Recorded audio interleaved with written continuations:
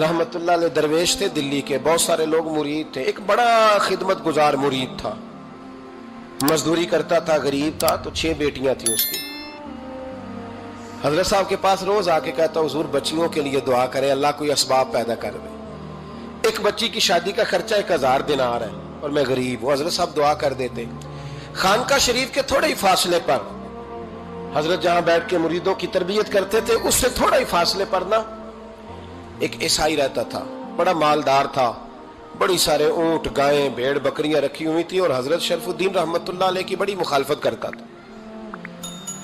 और ये जो आपका गरीब मुरीद था, ये उसका पड़ोसी था। एक दिन बुला के ना उनको कहने लगा कि तू किधर जाके जो है वो टकरे मार रहा है, वहां से कुछ नहीं मिलने वाला। वो तुझे क्या देंगे जिनकी खानका खुद चंदे पे चलती है, मदरसा चंदे पे चलता है, मस्जिद चंदे पे चलती है, तेरी बेटी का मामला कहां हल होगा? तो उस दरवेश ने कहा कि तू मेरे पीर को नहीं जानता, तू अजय मेरा महबूब नहीं डिठा, तो पता नहीं ना, तू इस रास्ते का मुसाफिर नहीं, तू नहीं जानता। उनका बस चले ना तो वो हर कीमत में मेरी बेटियों की शादी करा दे। अब वो ईसाई था, कहने लगा अच्छा चलो ठीक है, अगर इतनी बात है ना तो जाओ उनसे जाके कह दो कि 6 साल के लिए मेरे साथ मुआहदा कर लें, तो मेरे जानवरों को चारा डाल दिया करे, 6 साल ड्यूटी करे, मैं 6000 दिनार दे देता हूं। वो मेरे साथ 6 साल मेरे जानवरों को चारा डाले, रखते हैं ना आप चारा डालने के लिए एडवांस पैसे दे के। अब तो लोग उन्हें भी गुलाम ही बना लेते हैं, बड़ी थोड़ी तनख्वाह देते हैं, जुल्म करते हैं, पूरा मुआवजा नहीं देते। हजरत शेख शरफुद्दीन के बारे में वो कहने लगा, जब अपने पीर से जाके कह के मेरे जानवरों को 6 साल चारा डाले, मैं 6000 दे देता हूं, तू जो कहता है हर कीमत पे जाने को तैयार है। उसने जब ये बात की तो मुरीद ने नाराज हो गया, वो लड़ाई हो गई, गिरबान पकड़ लिया, झगड़ा हुआ, बात बड़ी दूर गई। इस तरह की बात करता मेरे हजरत के बारे में, तेरे जैसे कई मैं वहां काम पे रखा दूं। जब वो बड़ी बहस हुई, बात मोहल्ले में, इलाके में फैल गई, दुनिया ने सुन ली, तो शेख शरफुद्दीन तक भी पहुंच गई। इस तरह झगड़ा हुआ है। लोग सो गए इशा की नमाज के बाद। हजरत साहब ने ना सर पे कपड़ा लिया, उस ईसाई के दरवाजे पे दस्तक दी। वो बाहर आया, फरमाने लगे लोग तो सोच समझ के मुलाजम रखते हैं, तूने भी तो सोच ही लिया होगा, तभी तो मुझे ऑफर की है। तू अपनी ऑफर पे कायम है? वाकई मुझे रख लेगा और 6000 दिनार दे देगा? कहने लगा जा बाबा काम कर अपना। फरमाया नहीं, तूने इतने लोगों में बात की, इतनी बहस हुई, तो कायम है? कहने लगा मैं तो कायम हूं, पर आपने नहीं कायम रहना। फरमाया मैं सोच समझ के आया हूं। उसने कहा आप ड्यूटी करेंगे, भैंसों को चारा डालेंगे? फरमाया एक शर्त, बस जब अजान हो जाए ना तो मुझे रब की नमाज पढ़ने की इजाजत दे देना, बाकी सुबह शाम जो तू कहेगा। अगर उस गरीब की बेटियां ब्याही जाए तो मुझे और क्या चाहिए? उसकी 6 बेटियों का बोझ है उसके सर पे, तू मुझे रख ले। अल्लाह अकबर। वो कहने लगा चले पे मेरे साथ खते बंदगी कर ले। आजकल हम स्टाम करते हैं, उस जमाने में खते बंदगी होता था, गुलामी का खत। काजी शहर के पास, यानी उसका ख्याल था कि चलो स्टाम की बात करूंगा तो भाग जाएंगे। फरमाया चल मैं तैयार हूं। काजी तक गए, तय हो गया, 6000 दिनार दे दिए। हजरत ने मुरीद को बुलाया, फरमाया पुत्र ये ले जा मेरी बेटियों को रवाना कर दे। कहने लगा हुजूर ये क्या कर रहे हो आप, कुछ सोचे? फरमाया यार जब तुझे बेटा बना लिया तो फिर मेरी पोतियां तो लगती हैं ना, मेरा हक तो बनता है ना, जा जाके ड्यूटी कर, उनको ब्याह दे। बात फैल गई। बादशाह भी अकीदतमंद था, वो 12000 दिनार लेके पहुंचा। क्या बताऊं इन रब के बंदों का दिल कैसा होता है, क्या दर्द होता है, क्या रंग। 12000 दिनार लेके बादशाह आया और आके हजरत को पेश किए का हुजूर आप दें इस ईसाई को डबल दें और जाए काम करें। आप फरमाने लगे तू पैसे दे, शर्तें ना लगा, मेरा जहां दिल करेगा मैं खर्च करूंगा, मुझे तो मजा ही अब आने लगा है, अभी तो लुत्फ आ रहा है, अभी तो जायका आया है कुछ करने का, पैसे देने या तो दे, पाबंदी ना लगा, जहां मेरा दिल करेगा मैं। उसने कहा हुजूर ठीक है रख ले। हजरत ने फजर मस्जिद में पढ़ी, जेब में 12000 दिनार थे, ऐलान फरमाया भी किसी और की बेटी भी बैठी है तो पैसे मेरे पास है। वो 12000 दिनार भी बांट दिया और 12000 दिनार बांट के ना तो फिर चले गए खेत में चारा काटने। उस ईसाई को किसी ने बतलाया कि उनके पास तो 12000 आया है, पर तुझसे जान नहीं छुड़ाई उन्होंने। वादा ये हुआ था कि 6 देंगे तो जाएंगे, जब तक देंगे नहीं तेरे घर में काम करेंगे।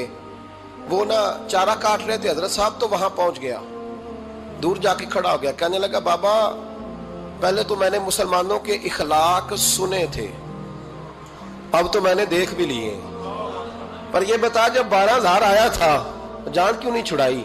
تو حضرت چارہ کاٹتے کاٹتے رو پڑے، فرمانے لگے تو نہیں نہ جانتا یہ بیٹیاں سانجھی ہوتی ہیں، پتہ نہیں نا، میرے رسول پاک نے تو حاتم تائی کی بیٹی کے سر پہ کپڑا رکھ کے کہا تھا بیٹیاں برابر ہوتی ہیں، تو یہ نہیں پتا جب اس کی 6 بیٹیوں کی شادی ہوئی ہے میرے اندر روحانیت کتنی بڑی ہے۔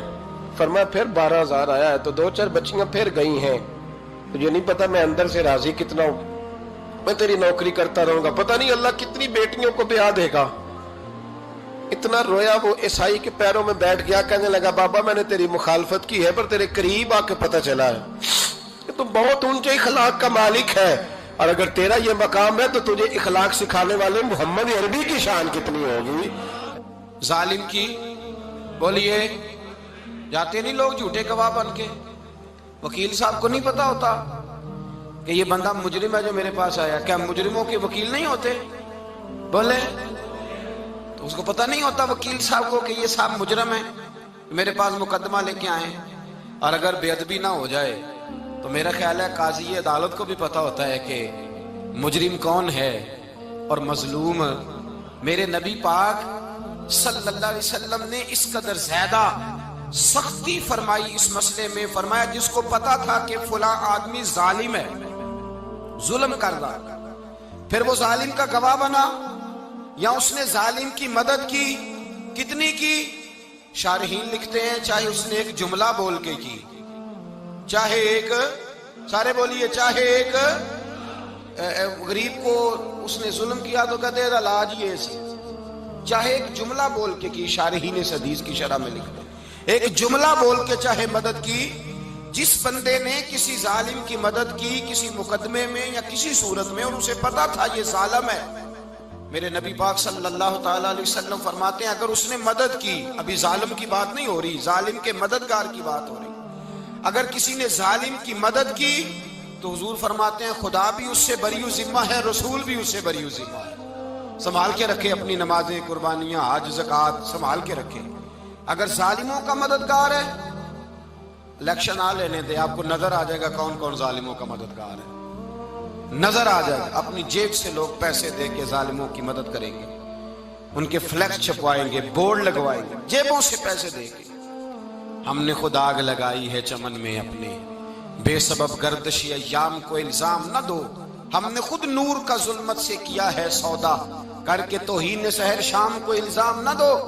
ظالموں کے مددگار میدان میں آ گئے، یہ چھوٹا لفظ نہیں، میرے حبیب پاک صلی اللہ علیہ وسلم نے فرمایا جو ظالم کا مددگار ہے سن لے جو سجن کے ساتھ کچہری جاتا ہے، وہ یاد رکھے جو دوست کا گواہ بنتا ہے، وہ یاد رکھے جو کہتا ہے میں مانگی گیا تھا، مجھے بلایا گیا تھا قبضہ چھڑانے کے لیے کسی غریب بیوہ کی جائیداد پہ، کب وہ سن لے تو مدد کر کے نہیں آیا، تو خدا کے ذمے سے نکل گیا ہے۔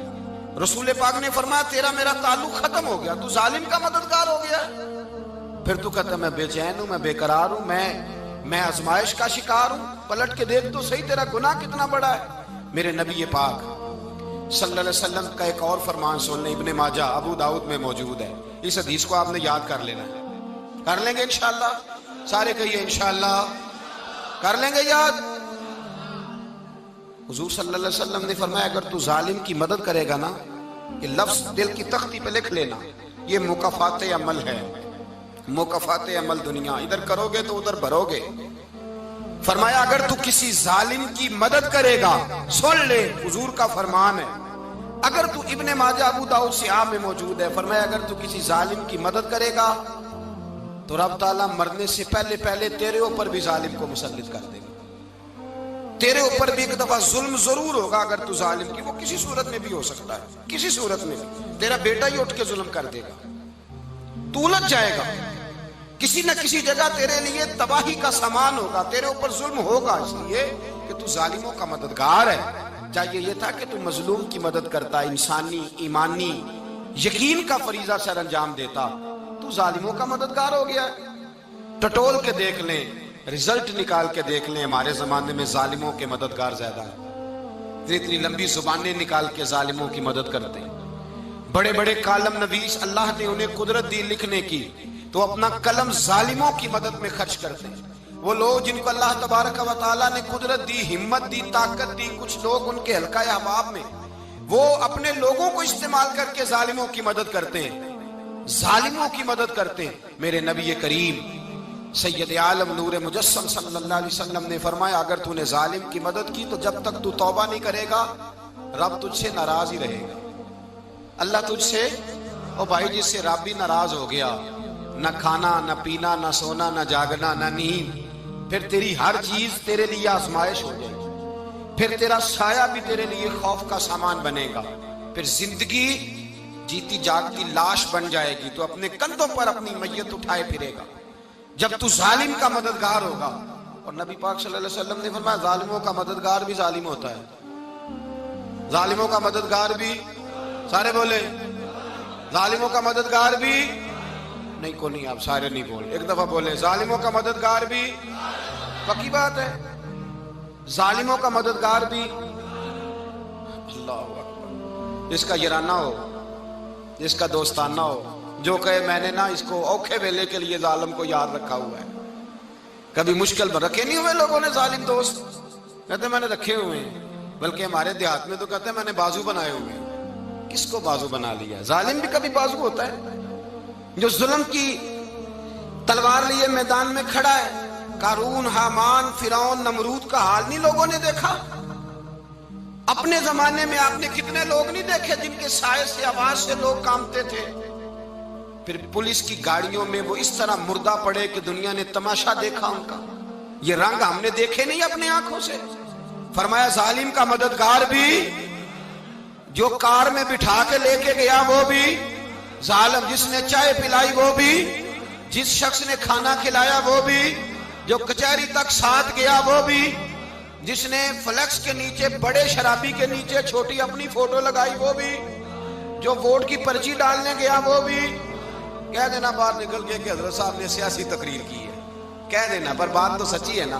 خو کرے ہم تو سے تھوڑا سا گلا بھی سن لے، خو کرے ہم تو سے تھوڑا سا بھی گلا۔ امام مالک کے پاس ایک بندہ آیا، اس نے کہا حضور میں درزی ہوں، ایک ظالم بادشاہ مجھ سے کپڑے سلواتا ہے، میں تو ظالموں کا مددگار نہیں نا۔ ایک ظالم بادشاہ مجھ سے، حضور میں تو مددگار نہیں نا ظالموں کا، جو فرمایا ظالموں کا مددگار بھی ظالم ہوتا ہے، تو کپڑے لے کے آتا ہے میں سی کے دے دیتا ہوں، ذمہ داری نہیں۔ ایک آدمی دکاندار ہے، اس سے کوئی بندہ چیز خریدنے آئے گا تو تھوڑی کہے گا میں نے نہیں دینی، تو دے گا۔ کوئی بندہ اگر کسی شخص سے کوئی کام کہتا ہے جو اس کی فیلڈ ہے، اس کا شعبہ ہے، اس کا معاش کا وہ سلسلہ ہے، کہتے ہیں یا رسول اللہ صلی اللہ علیہ وسلم ظالموں کا مددگار بھی ظالم، حضور نے فرما دیا۔ تو امام مالک سے بندے نے مسئلہ پوچھا، دل کی تختی پہ لکھنے والی باتیں ہیں، کہا حضور میں درزی ہوں، ظالم کپڑے سلواتے ہیں، میں تو مددگار نہیں نا۔ امام صاحب کہنے لگے نہیں، مددگار تو وہ ہوگا جو تجھے سوئی دھاگا فراہم کرے گا، تو پورے کپڑے سی کے دیتا ہے، تو خود بہت بڑا ظالم ہے، تو پورے سوٹ سی کے دیتا ہے، تو بہت بڑا ظالم خود ہے۔ مددگار تو وہ ہوگا جو تجھے دھاگا دے گا، جو تجھے بٹن دے گا، جو تجھے نلکی دے گا۔ جو ظالم سے اتنی نفرت، ظلم کر کے بندہ آئے، یہاں تو ہمارے زمانے میں ہیرو بن جاتے ہیں لوگ، ظالم ہیرو ہے، لوگ اس سے ڈرتے پھرتے ہیں، گھومتے پھرتے ہیں، اور بہت سارے کم مزاج لوگ اس کے پیچھے ہاتھ باندھ کے پھرتے ہیں۔ ظالموں کی مدد کرنا، ظالموں کے ساتھ رہنا، یہ ظلم ہے، ظلم، یہ زیادتی ہے۔ میرے نبی پاک صلی اللہ تعالی علیہ وآلہ وسلم نے ارشاد فرمایا، یاد رکھو رب فرماتا ہے میں مظلوم کی مدد ضرور کروں گا، چاہے جلدی کروں چاہے دیر سے کروں، میں مظلوم کی مدد۔ اور حضور صلی اللہ علیہ وسلم نے فرمایا ہے، حضرت معاذ بن جبل کہتے ہیں حضور نے مجھے یمن کا گورنر بنایا، جب میں جانے لگا نا تو حضور نے بڑی نصیحتیں کی، بخاری میں موجود ہے، فرماتے ہیں جب میں پلٹنے لگا تو میرے رسول نے فرمایا معاذ ایک منٹ ٹھہر جا، ایک بات میری یاد رکھنا، اس کو نہ بھولنا۔ کہا حضور کیا؟ فرمایا دیکھنا کسی پہ ظلم نہ کر بیٹھنا، کہیں تجھ سے زیادتی نہ ہو جائے۔ محبوبہ پھر حضور نے فرمایا سن میرے معاذ، میں تجھے گورنر بنا رہا ہوں، زیادتی نہ کر بیٹھنا۔ یا رسول اللہ صلی اللہ علیہ وسلم کیا ہوتا ہے؟ تو میرے کریم نے فرمایا جب مظلوم دعا کے لیے ہاتھ اٹھاتا ہے تو عرش کا مالک کہتا ہے فرشتوں پیچھے ہٹ جاؤ، عرش کا مالک کہتا ہے فرشتوں پیچھے ہٹ جاؤ۔